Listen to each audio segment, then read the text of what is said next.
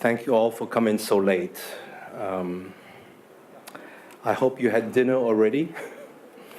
I want to, since we are very few friends here, I can ask some personal questions. How many people need translation? Nobody. Most of my presentation will be on video. So if you sit closer to the two sides, you will see better. Maybe come to this side so you can see the video and the images better. Thank you. Our friends from the simultaneous interpretation, thank you for working so late.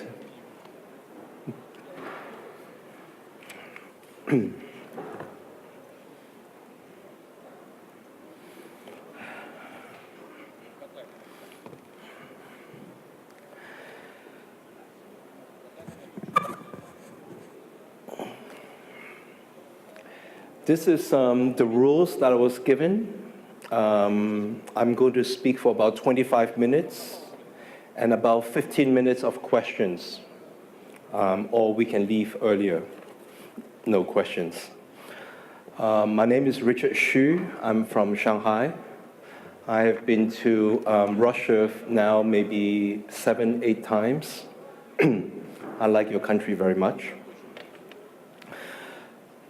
Today's topic is a class that I'm also doing in Shanghai. It's called Towards a Human City. I think we all know it's about marketing. So human city, we think, is a good term to attract. I'm sorry, did you raise your hand?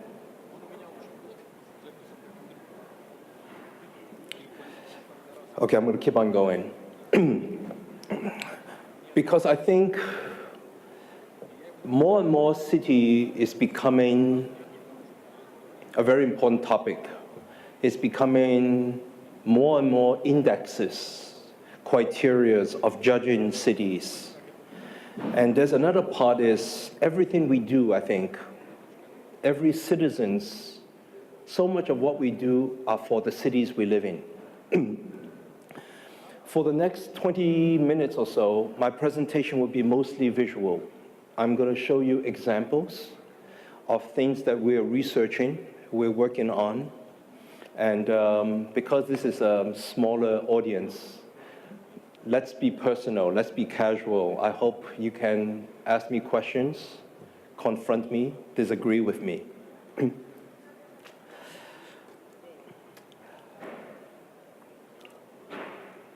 Human cities, this is a course that is not just given in Shanghai. It is a topic that is studied right now in MIT. It's studied in Stanford. It's studied in quite a few different places. And let me try to describe very quickly by 5 words.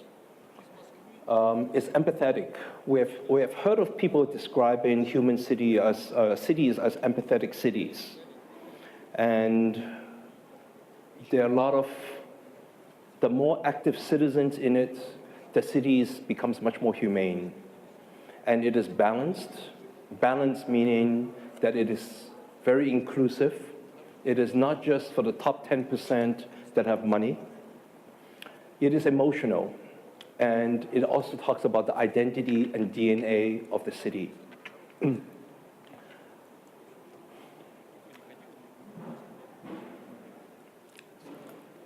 I'm going to show 9 different sort of case studies on the human city. The idea of handmade. More and more projects are handmade rather than computerized, than formulas from before. Rural. How do cities work with countryside? Technology. I will show you my point of view of technology. Active citizens. Storytelling. Brands in cities that we see is getting to be quite interesting. And the concept of learning versus education. I think many of you probably have heard the term that education is coming from the country from the government, and learning is what you want for yourself.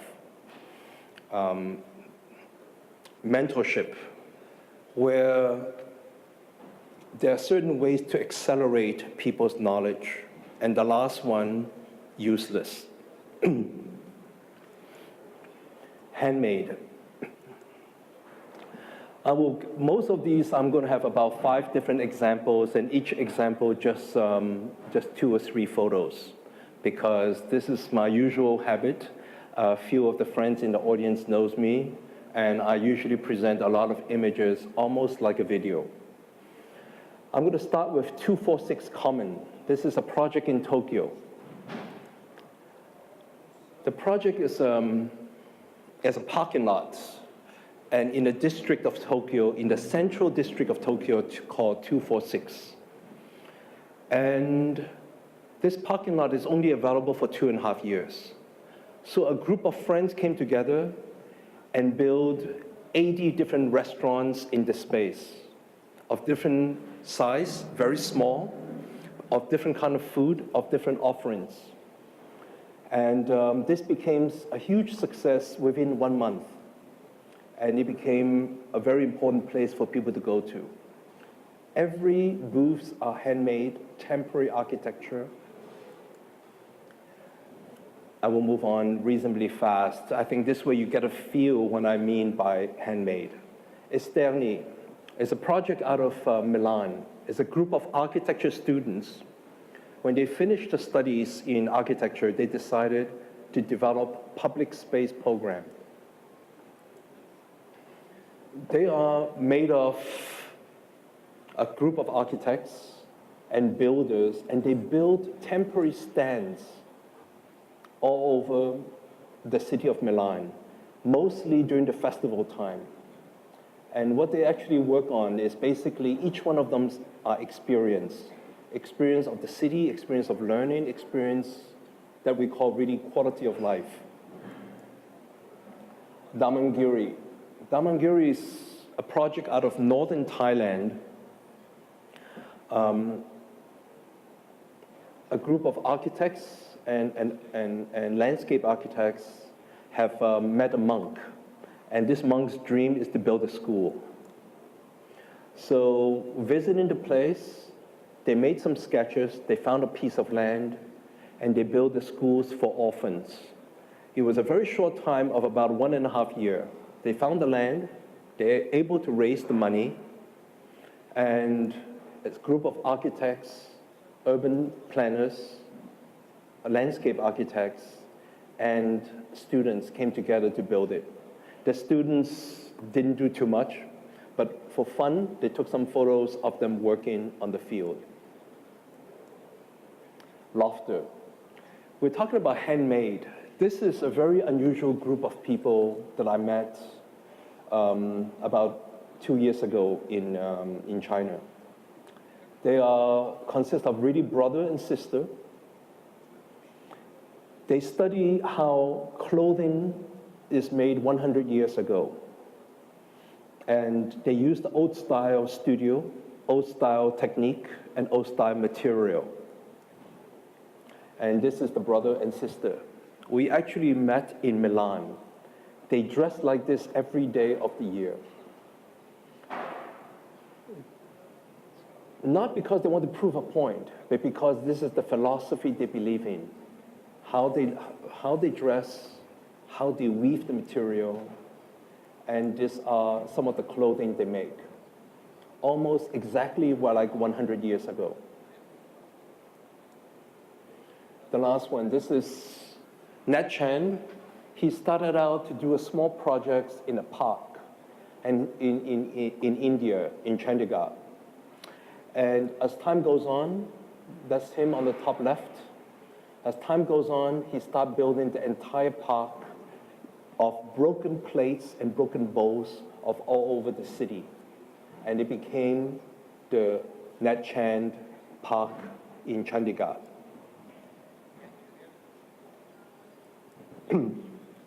Rule. This is one of the top topic in China because more than 700 million people are in the countryside. They are farmers, and the government feel the balance of city and countryside is quite poor. So one of the things that we're studying at universities and professional and corporations is really finding how do we interact with the countryside. 6 projects. The first one is called Bridge to China. It started out from a Hong Kong university, the Chinese university in Hong Kong. And because so many of the students, when they go to work, go to school, they have to cross water. And many of the waters are quite dangerous and no bridge. So what they did is the teachers and the students will come together. They will build bridges using the local material, local techniques of each place. And this is a great learning experience, so these bridges are built usually in the summertime. Dr. Zhang, it started out as an idea maybe 10 years ago. He went to the villages with a few friends because he is an eye doctor in Shanghai. And he realized the village elders, older people a certain age, they all go blind beyond a certain age. Within a very short time, he started doing this every summer. He brings together a group of maybe up to 100 different doctors, and they go up to different parts of China, and they operate on blind people. So within the summertime, they could operate on as many as 1,000 people. There's something interesting about rural. Why this became a topic that we spend a lot of time in. Because I think in the years that we live in big cities, so much of our work is only for maybe 10% of our country or 5% of our country, for the people who can pay for design, who can pay for architecture. And the thinking about rural is how do we take what we have learned, go to the countryside who needs us probably more than the people in the city need us, and try to prove our expertise. And there's something you will also find out as we go on to show you more projects on rural is how there's a quality of life in the countryside the city does not have. This is a project called onekilo.org. It's a project out of China. I think most of the projects you see today are related to China, with some top examples from Europe, from the States, from Japan, and from other parts of Asia. Onekilo.org is an idea somebody has because he loves to travel. He backpacks. And with the backpacking, he thinks, what if people brings 1 kilo extra when they go on holiday? And they go to a village, they find a school, they spend time with the students, and they leave 1 kilo of clothing, books, and toys. This is one of the trips that we do every summer. And this is a school up in the mountain, only about 70 students.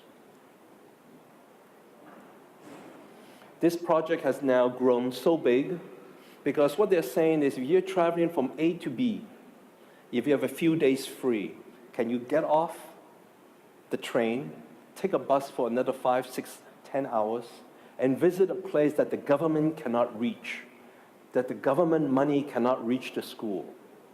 And these are some of the projects and trips. So now they have about 40,000 trips since the beginning of this project. And about 1,000 schools in China that this project reached. Hong Kong University and Tsinghua University. Every summer we spend about a month in the villages. This is mixed in a couple of schools. This was a year and a half ago. And as I was photographing the students and the teachers, they photographed me. This is in a part of China that is the poorest village. It's called Guizhou.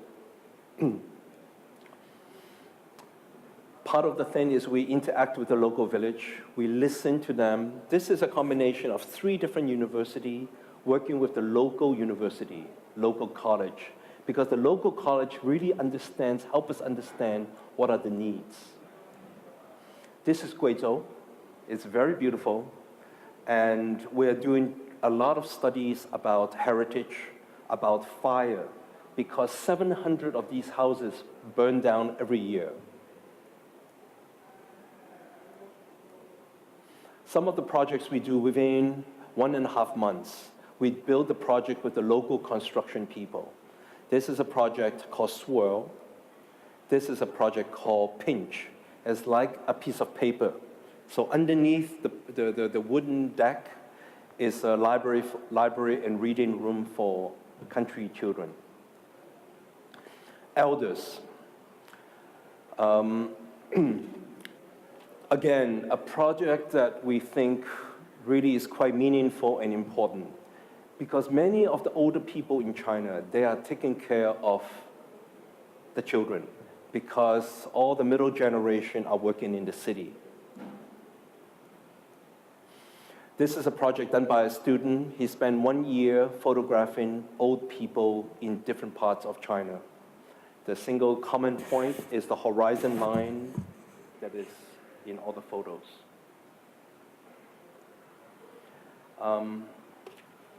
Mr. Pavel, can I trouble you to have video 1? Thank you. We're showing a group of old people in Taiwan. 人为什么活着？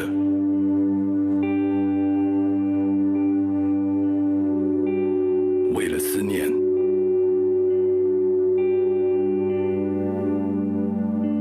为了活下去，为了活更长，还是为了离开？ One of their friends died.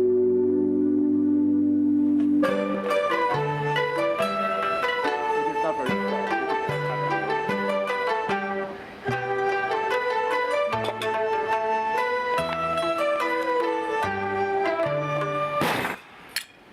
去骑摩托车吧！ That means, let's go.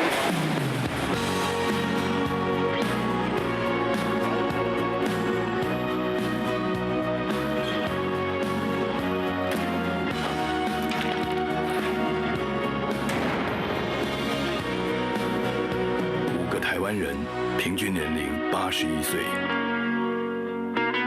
，1个重听，1个得了癌症，3个有心脏病，每一个都有退化性关节炎。6个月的准备，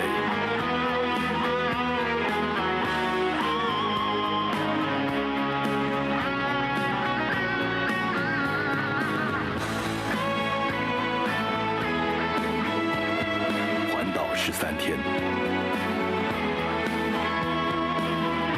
，1139公里。 从北到南，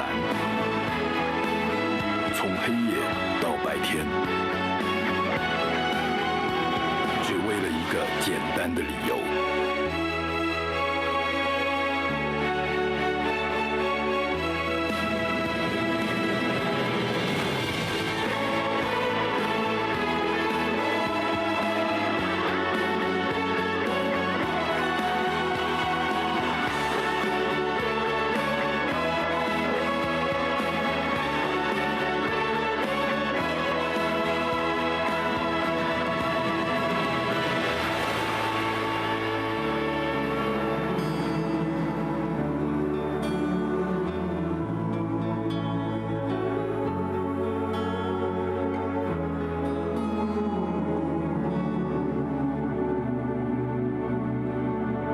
人为什么要活着？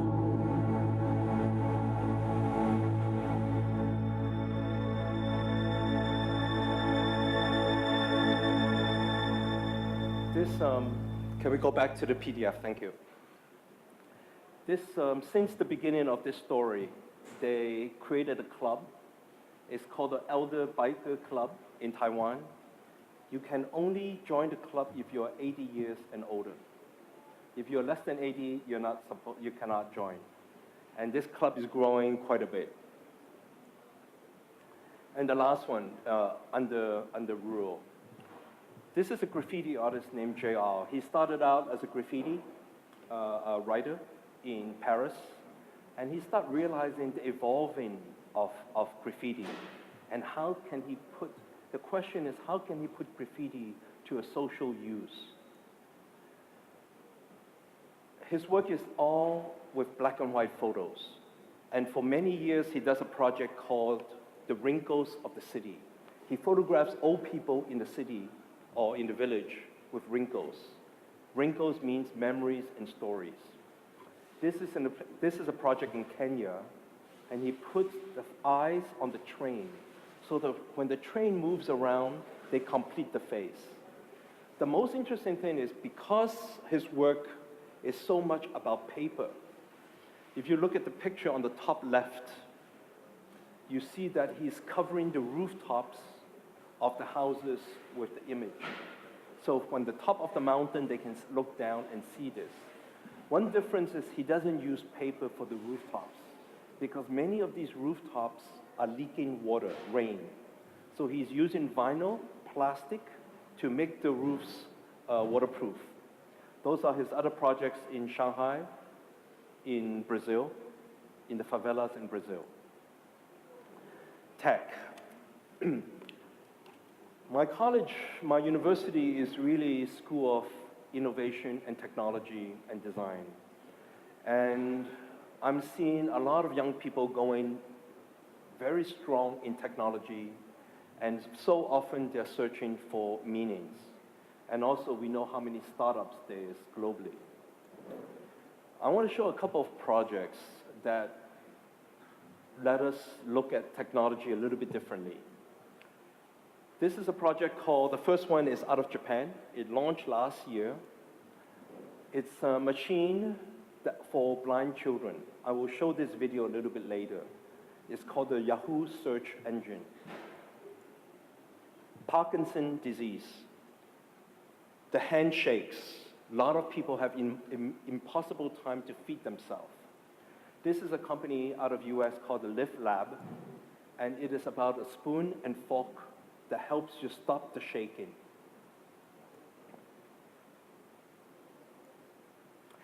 Many people heard of Khan Academy. Very simple. How can you learn online, any time of the day, any subjects that you want? It started out as an idea 4.5 years ago on TED, and because of Gates Foundation help, there are now over 3,500 classes. This is Salman Khan on the top left with Bill Gates. That was when he was first discovered and started building this platform.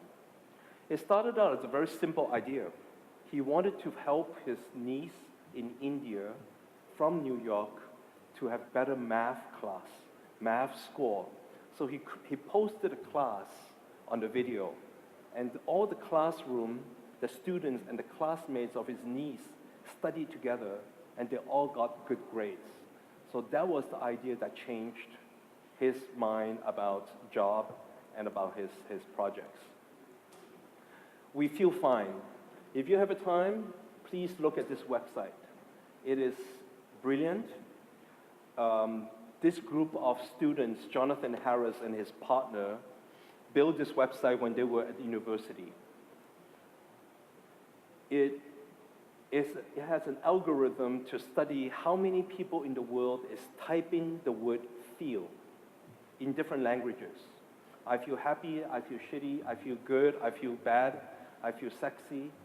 And it accumulates all the findings and create amazing projects. It gives you at any time what the people are feeling at this moment on Earth. And also the visuals, random visuals that come together with the words. It is very interactive. You can search women between 20 and 25, how do they feel in a sunny city or in a snow city? Skillshare, I think many of you have heard about this. It is people with skills they find a way to teach other people who want to learn it. So it's really an adoption program of skills and people who want to learn from it.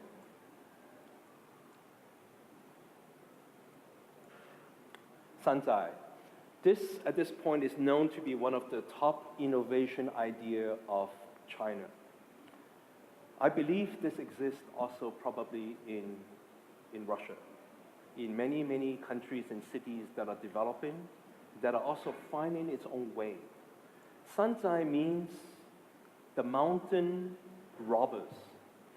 This is a farmer who built his own robot vehicle. Because farmers know how to do machines, so they're creating robotics, they're creating airplanes, helicopters. This is for a country that a lot of people have limited money, limited resources. So they're finding an incredible way. And this is a submarine that works.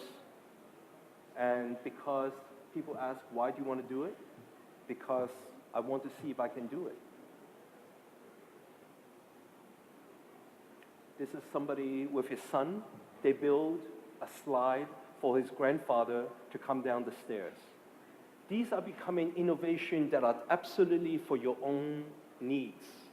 So in this case, I think so much of this is original. Bicycle, riding your grandfather to the public space.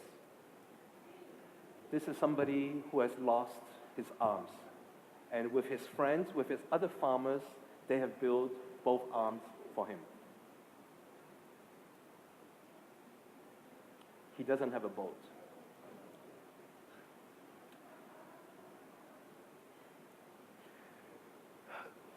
Usually when we talk about Sanzai, we talk about a part of China that's called Shenzhen. It's a southern part of China. It's very close to Hong Kong. And it's full of manufacturers that make things. And this is an example of rapid prototyping. Simple idea, a cellular phone for children. It costs $25 US. And this phone makes 4 phone calls to the parents at home, parents at work, to the grandparents, and to the police. So the children has only 4 buttons to push. You can give a child age 4 when he goes to kindergarten. So these are the ideas of new technology for the use of the country. This is also the place 10 years ago when I first see a phone that can put 2 and 3 SIM cards. Active citizens. I think this is another model of really how to make a city working together. I'm trying to bring a little relaxation and a little humor in some of these examples. Lego. Do you see on the top right of the picture? By the way, this is the Great Wall of China. Because our city is impossible to fix all the holes in the city.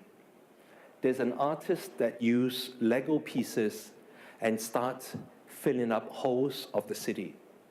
And in some cases, they have a door, they have a window for the water to come in and out, or for the mice to come in and out. Yan Bombing.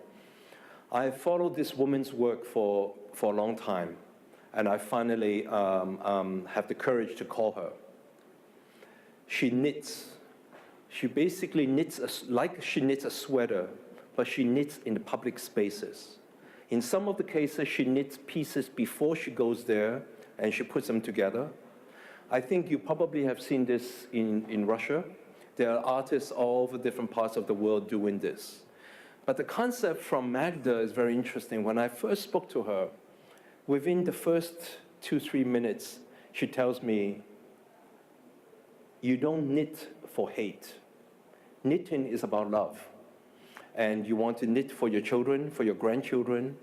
And when people see knitting on the street, it's a new kind of graffiti. It's also a warmer kind of... So I'm bringing her to Shanghai and have her work with 10 grandmothers knitting together. New York City phone booth.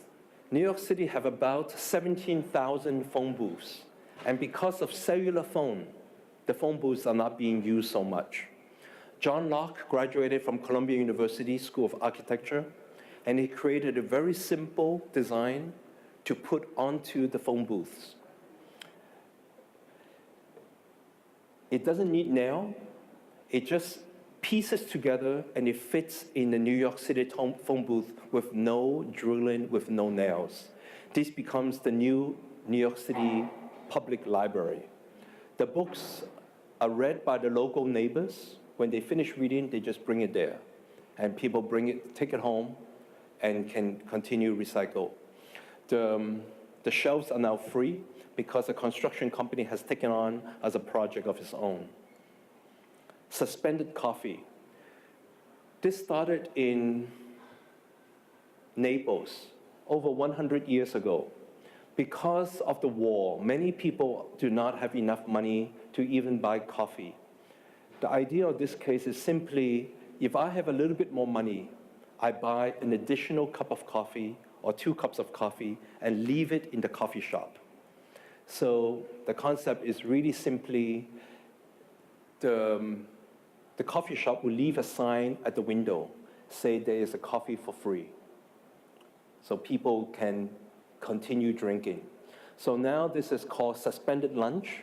People buy 2 lunches, if they can afford it, for somebody who needs it. This is one of my favorite projects out of Paris. I'm very glad one of my friends from Strelka is here, because I want her to see this. This guy doesn't like bad advertising. His name is Etienne Lavie, and his campaign is called, "Oh my God, who stole my ads?" He basically put beautiful art in place of bad advertising. And he placed the art very, very appropriately in the right places in Paris, relating to the artwork. These are some of his projects. And nobody knows, for almost 1 year, the city government did not know who put it up, because the government thought the Department of Culture did it. And the advertisers say, "We think we bought some ads here. Where are they?" So this is a project he has been doing for a long time. He puts it all over different parts of Paris, just great museum artwork. And that's him on the bottom right. This is the only photo of Etienne, because he dresses up like the professional ads, billboard paster. So this is a different kind of activism. You know, it is, how do we find ways to do a few projects that we like, that does not hurt people too much, and it's kind of a new kind of Robin Hood. This is a young woman in America. She lost somebody in her family, and she created a campaign called Before I Die. It's a very simple project. She created a stencil that you can download from online, and since she has done it, it is now in over 80 cities around the world. It's very simple. Before I die, a blackboard, lines, and people write different things on it. What do I want to do before I die? What are my dreams before I die? And this is one of my favorite ones. This man wants to marry Joanna. So he says, before I die, I want to marry Joanna. And on the wedding day, he brought Joanna there. So these are the different cities that they have done these projects. Storytelling. I think so much of city branding, so many projects is really about city branding. Sorry, before I go into this, Mr. Pavel, can I please have the video 2? This is Yahoo's project in Japan. Yahoo is so far behind Google search engine. So how can technology go for a very small population of the public? In this case, blind children. Basically, one machine costs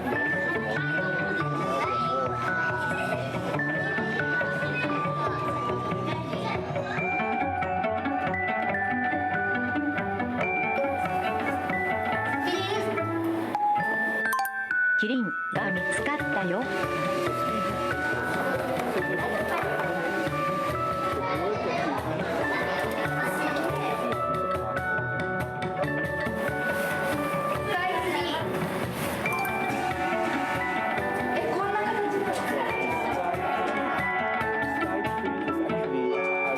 ティラノサウルス。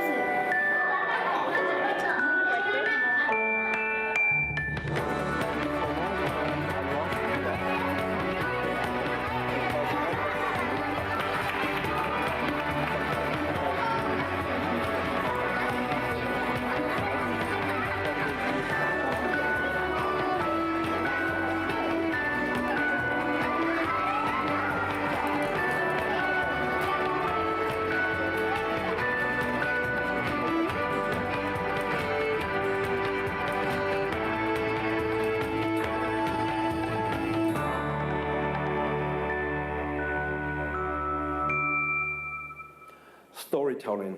I'm going to go quickly because I have 3 more. 7 billion others.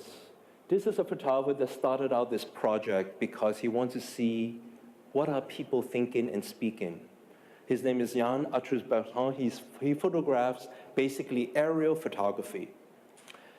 This is a project he started out 10 years ago. It was called 6 billion others. Now the number has changed to 7. You see on the bottom, there's a number. It shows how many people are alive on Earth. And he basically goes photographing and videotape people from different parts of the world. And he asks a few very common questions, the same very basic questions. One of the questions they ask everybody in any different class, in any different continents is, what did you learn from your mother?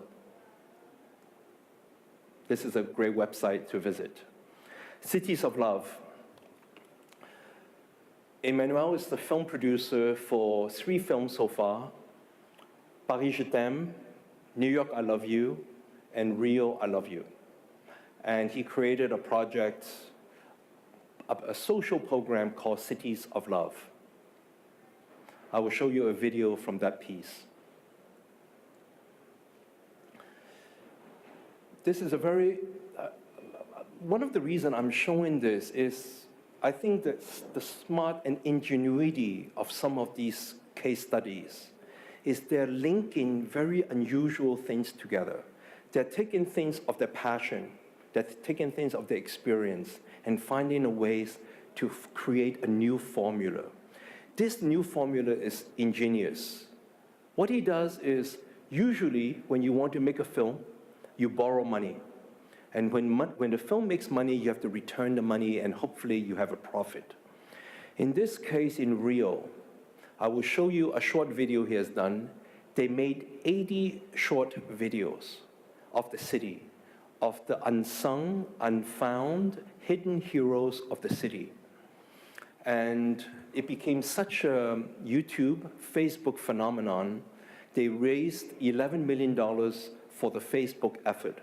That $11 million was used to make the film.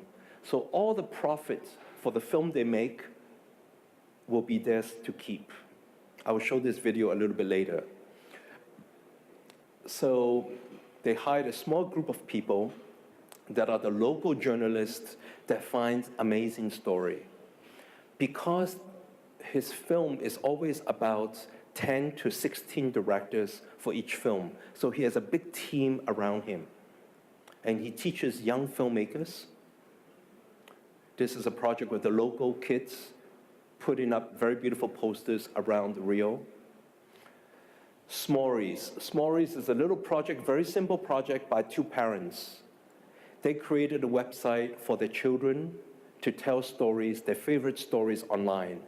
So you click on any of them, and each one of these young kids are telling their favorite story. Poverty Line. He's one of my best friends out of Beijing. And as a little fun project, became a life project. He studied how many people are living below the poverty line. Poverty means poor. Poverty means you have very little to eat every day. And he photographs all of these projects on the newspaper of that day. So if you look closely, you know what year, what month this is photographed. And if you look closely, you know very clearly what country this is. So he has now done this in over 45 countries. And he started comparing 3 years later, when the poverty line changes, do people eat more? The money is actually, in this case, the money is double, but doesn't mean the food has doubled. This is China, by the way. And he does it, you can guess, the pizza is America, the croissant is in Paris. And this is the website. You can go in and really understand what different parts of the world are eating and can eat at the lowest salary. Mr. Pavel, if we don't mind, can we have the video number 3? It's real.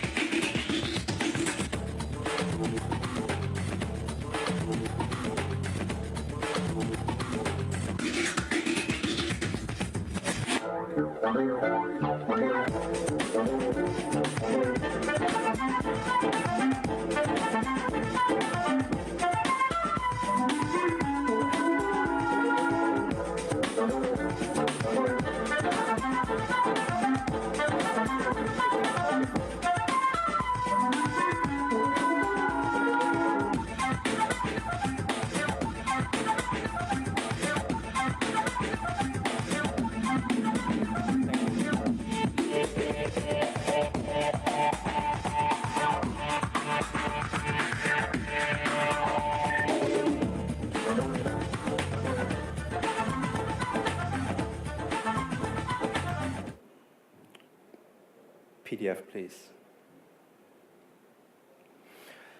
We're looking at how some of these projects make money. I'm showing some examples of brands. Ma Ke is one of the top fashion designers in China. She is now designing she has been for the last 10 years designing the clothing for the president's wife. And she is very hidden. She doesn't like to show herself. And she lives in a village called Zhuhai. She has 2 lines. Many people are now doing the double line. 1 line commercial and 1 line for artistic. This is an artistic line of hers called Useless, Wu Yong. And she studies the people living in villages in the mountains very far away from city. And using those studies, she's creating a very beautiful theatrical and a fashion line. Grandpa. This is a very simple story for 2 years. A young girl is trying to do online business, selling fashion. She cannot make money. For months and months, nobody buys her fashion. And one day, her grandfather comes to visit her, and she has the idea.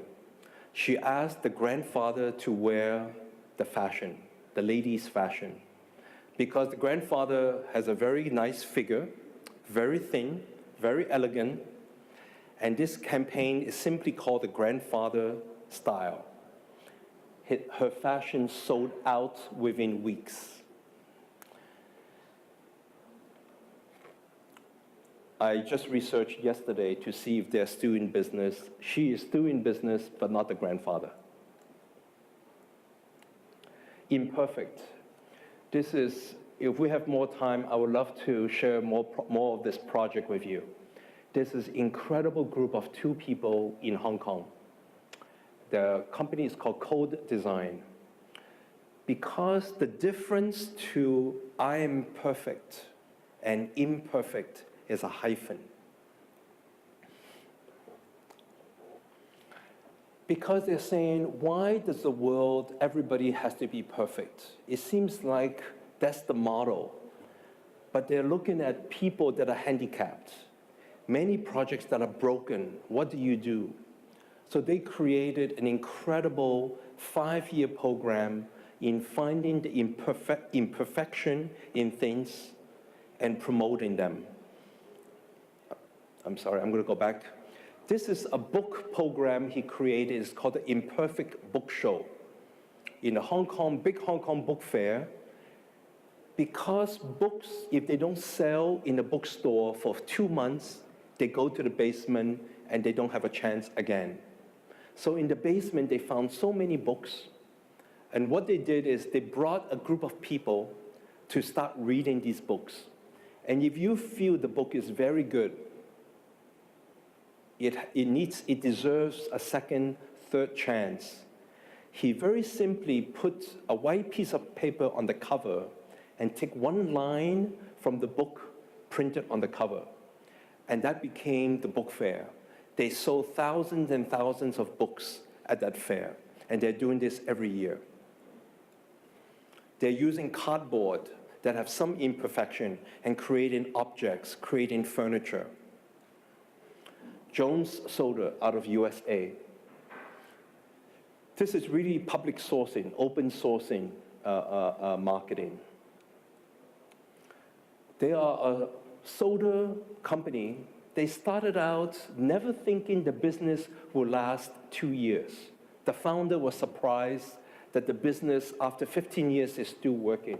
He asked the public to send photographs people like to the soda company, and he will put the photograph on the bottle. If they use your photograph, he will send you 3 bottles for free. And he also creates a program. If you want to give a present, you send 4 photos and you get a 4-pack. So for example, a birthday present, an anniversary, you can give 4 bottles with your photographs printed on it. OTOP from Thailand, 1 township, 1 product. The Queen of Thailand imagined this project about 30 years ago. Thailand has 500 villages, and many of these villages have no income because they don't export. So she created a project called 1 Town, 1 Product. That means each town find the greatest product and put it all together into 1 big store. This store has products from all the villages. This project now is in the Philippines, in Taiwan, in many different places. And if the village doesn't have any products, they send university students to go in, to research, to work with the local villagers to develop the product. Impression. This is branding. This is branding in a very unusual way. Zhang Yimou is a very famous film director in China. He made quite many famous films, like Raise the Red Lantern. And because he knows how to work with hundreds and hundreds of people, many cities in China has asked him to do an impression of the city. These are his projects. This is in the northern part of China. He uses 200 to 300 people to create a stage, a public view. He finds the essence, the DNA of the city, and creates a very, very big program. So now he has done about 8 different cities in China, and his fee is close to $1 million per project. It's storytelling. I'm going to go through quickly, sorry. Unreasonable at Sea. How can you learn the world if you're in high school and university? Sorry. sorry. How the cities, companies, and people find ways to link in together. This is a school called Unreasonable Institute, working together with another group called Semester at Sea. They have a boat, 500 students is on that boat, and they spend 105 days touring the world, making different stops, and learn about the world. Strelka, I think many of you know it. It's become one of my favorite examples of great new paradigm education. It starts out from the Strelka bar. We're going there tomorrow. Think Institute, or the Think School of Creative Leadership. It built out of Amsterdam by McKinsey as well as the Dutch government. They bring different disciplines and different people together and different nationality. And you have to have at least 10 years of working experience before you can join this school. So the thinking is very much like Strelka, but they are more for management. Singularity University. This school is built inside NASA in the United States. Singularity really is about what is the future of robotics, what is the future of artificial intelligence and of computer and cloud. So this school brings in head of companies, chairmen, and have them study 1.5 months on all different new inventions and new possibilities for the future. The Green School out of Bali. This is a school entirely built by bamboo with the vision of one man, and children from all different parts of the world go there and study sustainability from age 6 onwards. Many of the parents will go to the school, go to Bali with these kids to send them to school. 20% of the students are the local village students that get scholarship. Mentorship. Rolex. I think this is one of the top mentorship programs of the world. It's very simple. They find some of the top excellent creative industry leaders, and they put them together with somebody who is doing very well already, a young protege. I'm going to go through this very quickly. These are our top creative people in the world, and they match them for 1 year with a kind of mentorship over Skype and face-to-face.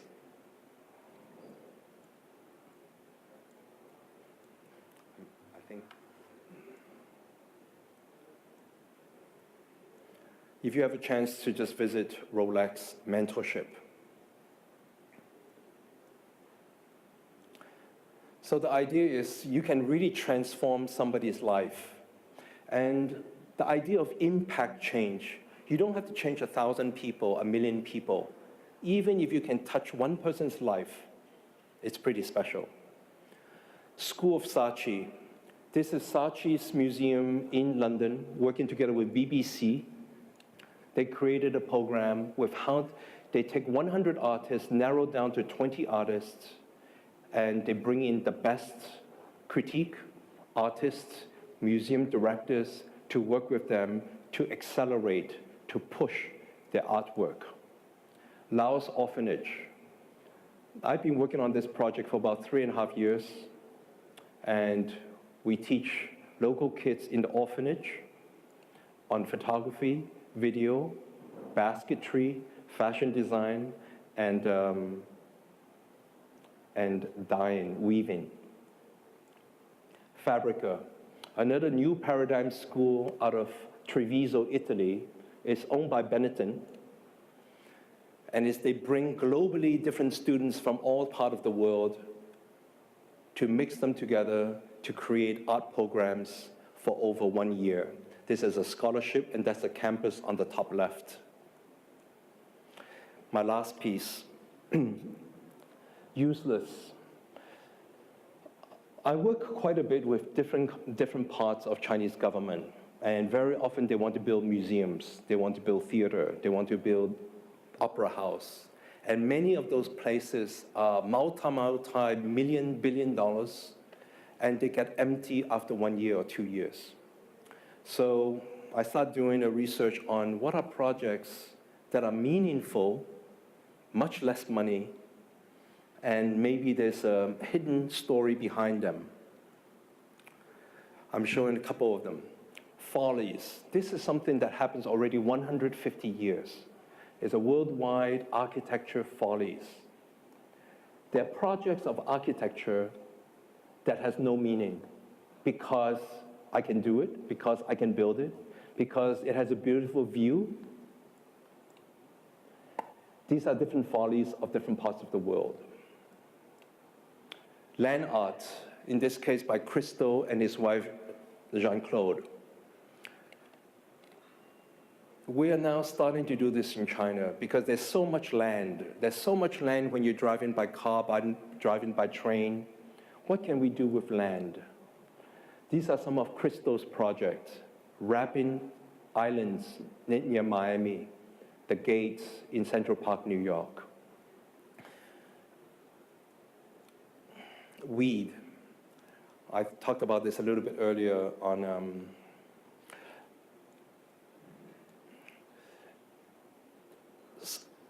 this is a new thinking I found only a couple of years ago.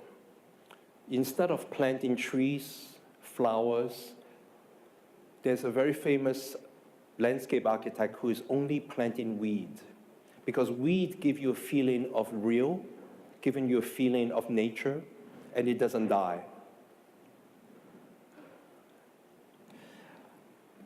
To continue with land art, I want to share with you sand and snow. These are artists that are doing things for no purpose, but it's incredibly beautiful. This is one single artist that works on sand.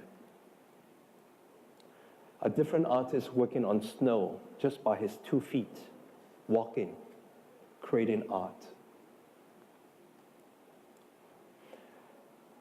I mean, I'm talking about active citizen as well. These are people that want to do things because maybe they have time, but maybe they want to create art not necessarily for sale. This is another formula seeking. In Austria, in Krumbach, they decided to invite 7 architects to design 7 bus stops. The budget was very low. All these architects work with the local craftsmen, the metal worker, the woodworker, and they created these bus stops. Sorry. Because this is Christmas, can we show the last video, please? Mr. Pavel, video number 4. I just found this last night. Somebody sent this to me.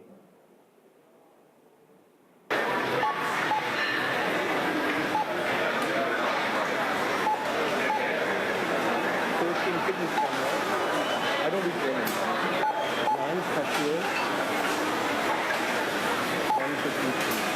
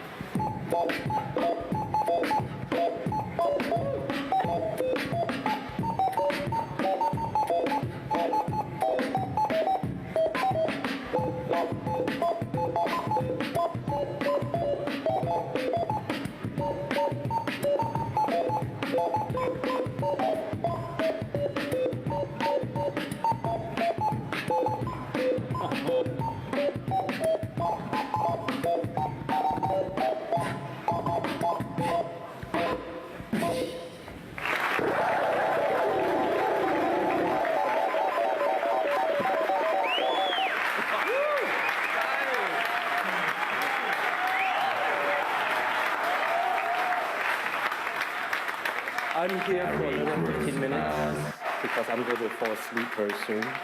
If you guys like to ask any questions, please. What's really amazing about this session is there's nobody after me, so I can keep on going. if our translator and technicians don't mind. But I'm very happy to have a conversation with you.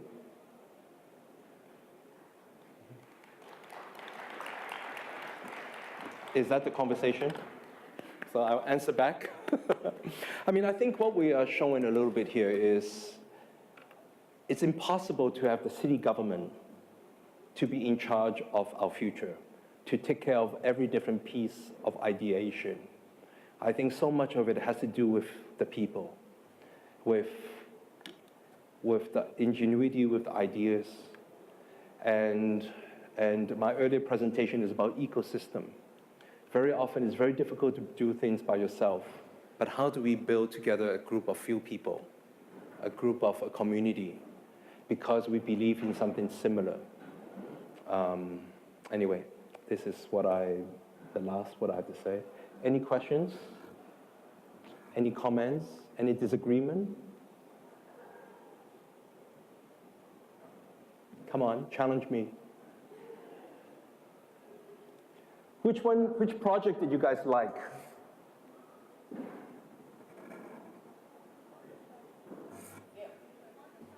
The motorcycle. Do you think your grandfather would do it?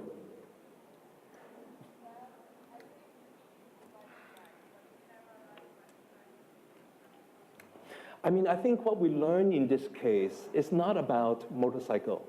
It's about how do we empower older people. Yeah. Okay.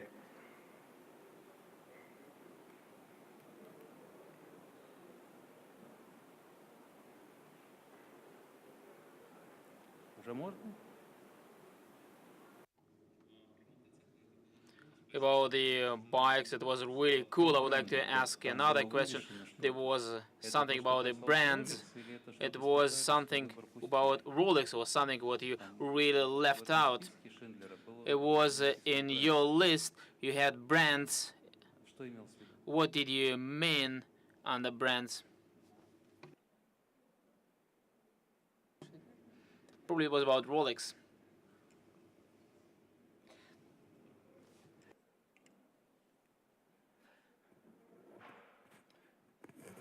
You know, what I want to talk about brands is that the whole idea of public-private partnership. I showed a project earlier where 9 Italian companies have adopted each a monument in Italy to spend 10 years restoring it. And I think the idea of, sometimes there's a culture that really needs to change. I don't know if Russian culture, if Russian companies support any projects. I think brands is about creativity, it's about social, maybe social do-good. And sometimes, I consult for a lot of brands, companies, and I try not to spend advertising money like stupid, because that advertising money often is wasted. You see no value, no reason, no purpose after the poster comes down, after the TV commercial is done. So can we think about a program, a project that a bank is about, that the gas company is about, that a clothing company can be supportive? So that's a little bit what. The Rolex mentorship, again, what a wonderful way to spend money. For me, the judgment of somebody rich and somebody else rich is how well you spend money, how smart you spend your money. That makes the difference in the person. Does that help a little? Does that answer your question? Thank you.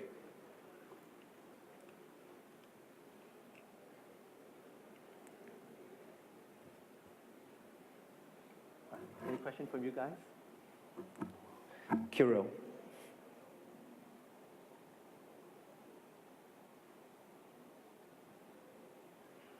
think there's a, and also our friend from Strelka.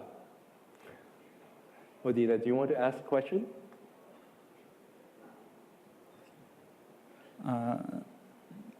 Спасибо за. Thank you very much for this presentation.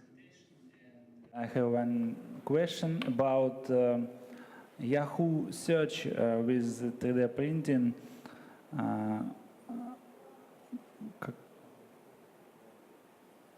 What's the story of this project? Tell us about this project more, please.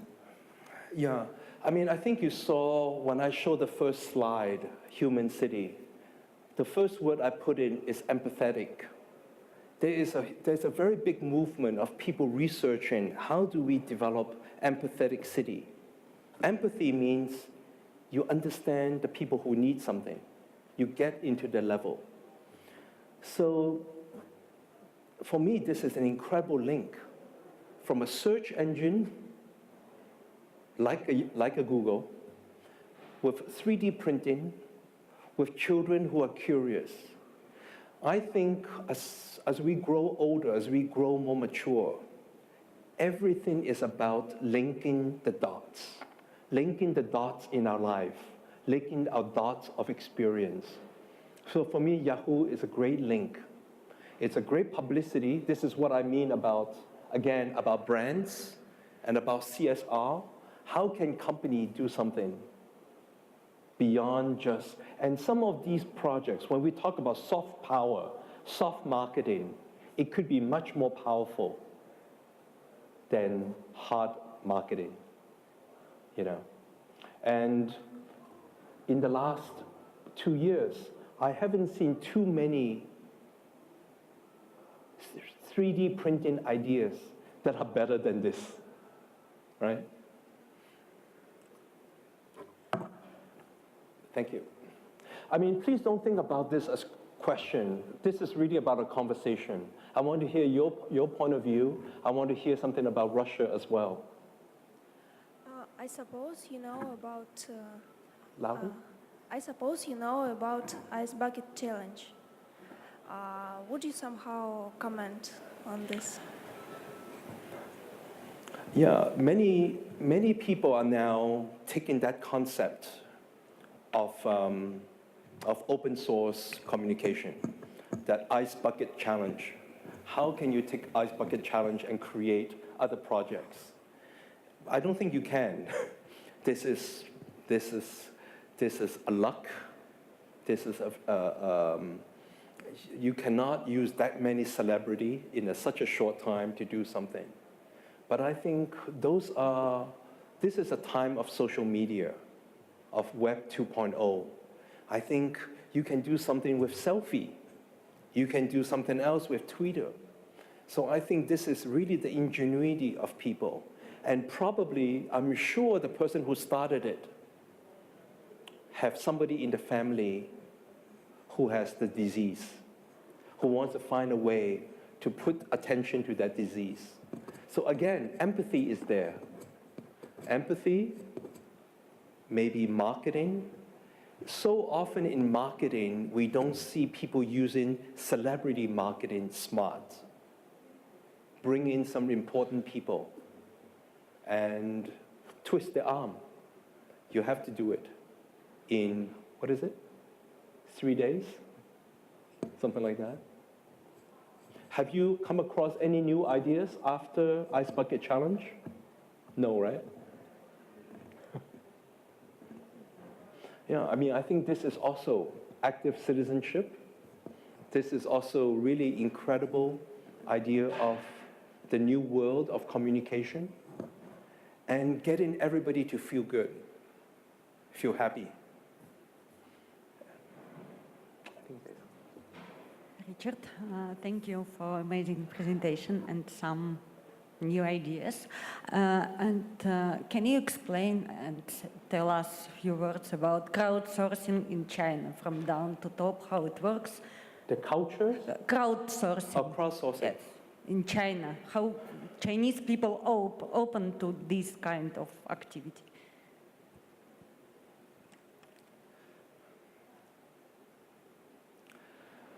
Yeah, I mean, I think the idea of really open system, there are a couple of things that is very unusual, very special in China. Because it is a country of single child, many people are looking for their brothers and sisters in life. So when you meet a Chinese, most of them is going to tell you, I have a brother, I have a sister, but it's not real.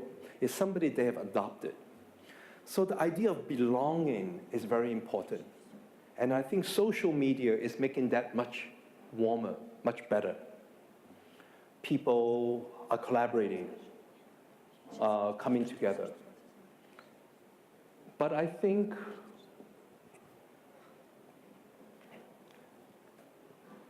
you need a mechanism. That's why I spent a little time this morning earlier today, speaking about ecosystem. People have to find each other. How do they find each other? What happens after university, everybody go their own way. So the idea of really community building, I mean, I think something very powerful about conference is the continuity of conference. I don't know if people hear from communities like TED or TEDx. It's not enough because you do one event a year. What happens in the middle of the year? How do people come back together with the same mind, with the same spirit? And when you are inspired, I am crazy when people say, TEDx inspires me. You're inspired, and next Monday, you go back to school, go back to work. Nothing changed. So that's why so many platforms is about change making, change makers. And I think this is such an incredible global movement. I don't know if that answers your question of crowdsourcing, but I think, for example, what I mentioned, I think you saw the presentation on Shenzhen, how people are coming together, collaborate. This story you have to hear. This is incredible. Shenzhen is a city that's only 30 years old. Shenzhen came from Deng Xiaoping, the leader of China, said, this is a city, it's a farmland, give it the chance to grow. I have no restriction. Let it be the wild child. And in 30 years, it's grown to be one of the top cities in China. It is also a little bit dangerous because everybody is from somewhere else. In the history of crowdsourcing or open system, I looked at a couple of models that are very interesting. Switzerland, the lakes in Switzerland, some of the top watchmakers are from around the lakes of Switzerland. Each one of them is doing something incredible. Somebody just do the spring, somebody just do the screw, another family, and they came together to create the best watches in the world. That's the old style crowdsourcing. Another style of crowdsourcing is Taiwan. Taiwan government, 1960s, 1970s, asked everybody to create what they call the living room small industry. They asked every family to start a business from home. And some of these businesses now are the biggest computer, software, hardware, components company because they start working together. So Shenzhen is doing that in the fastest speed. Shenzhen, if you go there and say, I have an idea, this is my sketch, this is my software, this is my design, and I have a market. Can you prototype it? In 2.5 days, they can make a cell phone from zero. They can make wearable tech from zero. This is truly called rapid prototyping. So now next year, MIT Media Lab is opening a studio in Shenzhen. Because right now, globally, it is the fastest hardware testing, hardware prototyping I know exists. The only thing that can compete with that is Foxconn. Foxconn makes everybody's iPad and iPhone. It's a Taiwan company. It started out as a living room industry. Foxconn now employs over probably 1.5 million people. And Foxconn can take a drawing from the morning and give you the hardware in the evening before you go home. This is also the idea of open sourcing, but the Shenzhen way is very simple. It's somebody who has the sketch, he calls his friends for lunch, and they say, let's make it together. You do this, you do this, you do that, you do this, let's make it. So this is happening very, very much. I think, yes. 1 minute. Is it 1 hour or 1 minute? I think maybe this is the last question. Thank you. There were a lot of really nice and social projects, but not all of them connected directly to the city. So this is City for People. And can you say how these not connected directly to the city projects can change our cities? I think they're not directly related to city, but I can assure you all the projects are in the city. This is what I mean by human city. It's all the different components, different pieces that are coming together. When I work with my students and my research, I have 300-400 of these case studies. How do we learn from them? What are the formula that makes them different? Why in the previous time it fails? Why did this work? So it's very often, I'm not studying this project. I'm studying the methodology, the thinking behind the project, and who is making it work, how much government funding, support, permission, and how much is public. For example, JR, in the beginning, the city government take all his projects and tear it down. But now Paris and many cities invite him to do a project. So where does that switch happen? And these switches is giving great examples to other cities. Because JR 3 years ago won the TED Prize.